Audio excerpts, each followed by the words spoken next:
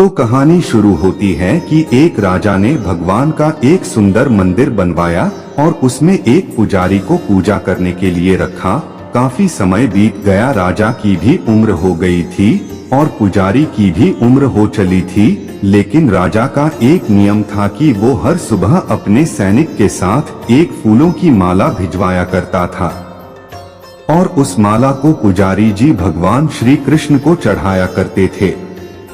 उसके बाद जब राजा भगवान के दर्शन करने आया करते थे, तब पंडित जी उस माला को भगवान के गले से निकालकर राजा के गले में डाल दिया करते थे। ये लगभग रोज की दिनचर्या बन गई थी।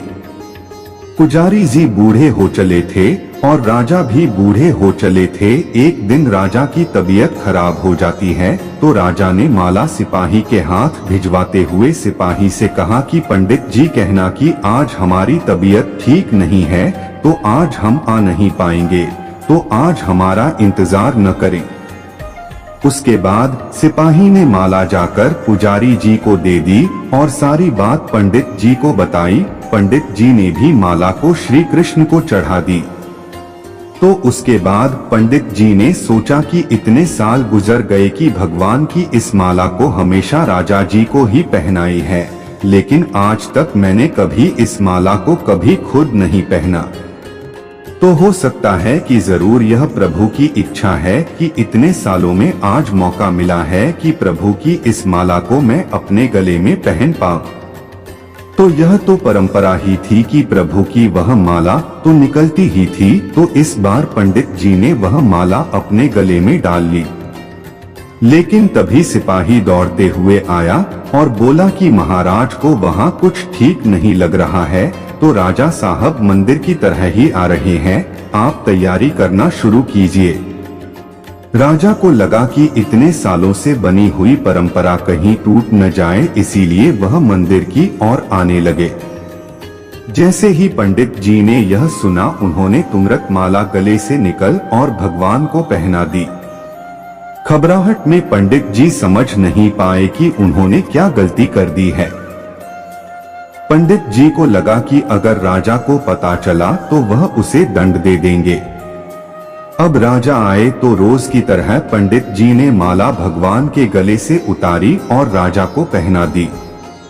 लेकिन राजा की नजर माला पर पड़ी, उसमें एक सफेद बाल था। राजा को बात समझ आ गई कि ये सफेद बाल पुजारी का है। राजा ने पुजारी से पूछा कि क्या इस माला को आपने पहना था? यह सफेद बाल कहां से आया? तो पंडित जी डर गए और डर के मारे बोल दिया कि यह सफेद बाल तो श्री कृष्ण का है, भगवान का है। राजा को गुस्सा आ गया कि एक तो पंडित छल कर रहे हैं और ऊपर से झूठ बोल रहे हैं। राजा ने थोड़ा गुस्से में आकर पूछा कि कृष्ण जी के कब से सफेद बाल हो गए? ठीक है, कोई नहीं, मैं कल श्रृंगार के समय आऊंगा, तब देखूंगा कि श्री कृष्ण के बाल सफेद हैं या नहीं। और याद रखना पंडित, अगर बाल काले निकले, सफेद नहीं निकले, तो कल के कल आपको इस छल के लिए मृत्यु दंड दिया जाएगा। और राजा गुस्से में तमतमाते हुए वह से चले गए। और इधर पंडित जी को अपनी मृत्यु नजर आने लगी थी।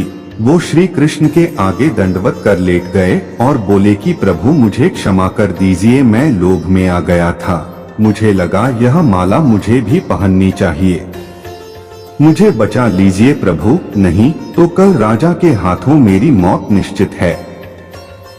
पंडित पूरी रात भगवान से विनती करते रहे, रोते रहे, प्रार्थना करते रहे कि प्रभु मुझे बचा लीजिए। अगली सुबह राजा श्रृंगार के समय पहुंचा और पहुंचने के बाद राजा ने पंडित से कहा कि पंडित जी मुकुट उतारिए, मुझे बिहारी जी के केश देखने हैं। पंडित जी ने डरते डरते मुकुट उतरा और जैसे ही मुकुट उतरा राजा चौंक गया। श्री कृष्ण की मूर्ति के बाल सफेद थे। लेकिन राजा को लगा कहीं ऐसा तो नहीं कि पुजारी फिर कोई छल कर रहा है, कहीं इसने अपनी जान बचाने के लिए बाल रंगवा तो नहीं दिए। तो बाल की जांच करने के लिए वो बाल तोड़ने लगे और जैसे ही राजा ने बाल तोड़े, मूर्ति में से खून बहने लगा। राजा यह देखकर भगवान के चरणों में गिर गए, क्षमा मांगने लगे कि क्षमा कर दो भगवान, मुझसे बहुत बड़ा पाप हो गया। मैं शक में इतना अंधा हो गया कि मैं सही गलत भी भूल गया। तभी मूर्ति में से आवाज आई कि राजा, तुमने मुझे सिर्फ मूर्ति माना, इसीलिए मैं आज से तुम्हारे लिए सिर्फ मूर्ति हूँ। लेकिन इस पुजारी ने मुझ में साक्षात भगवान देखा, इसीलिए उसकी जान बचाने के लिए मुझे अपने बालों को सफेद करना पड़ा। खून की धारा बहनी पड़ी ताकि तुम्हें समझा पाऊं।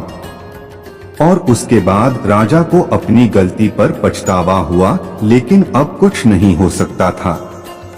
इसीलिए तो कहते हैं कि अगर मानो तो पत्थर में भी भगवान है, नहीं तो साक्षात आपके सामने भगवान आ भी जाए तब भी आप उनसे उनकी सत्यता मांगेंगे। अगर आप सच में भगवान को देखना चाहते हैं तो आपके सिर्फ भाव होने चाहिए ऊपर वाले पर, बिना किसी शर्त के विश्वास रखो और अपने कर्म को निरंतर करते रहो। ऊपर वाला आपको उसका फल अवश्य देगा। तो उम्मीद है आपको यह कहानी पसंद आई होगी। तो आपको क्या लगता है जो राजा ने किया, क्या वह सही था? क्या एक राजा होने के नाते उसके पास सत्य की पहचान करने का कोई और रास्ता भी था? हमें कमेंट करके जरूर बताइएगा। और कहानी पसंद आई हो तो इसे लाइक करें, शेयर करें और हमारे चैनल पर पहली बार है तो सब्सक्राइब जरूर करें।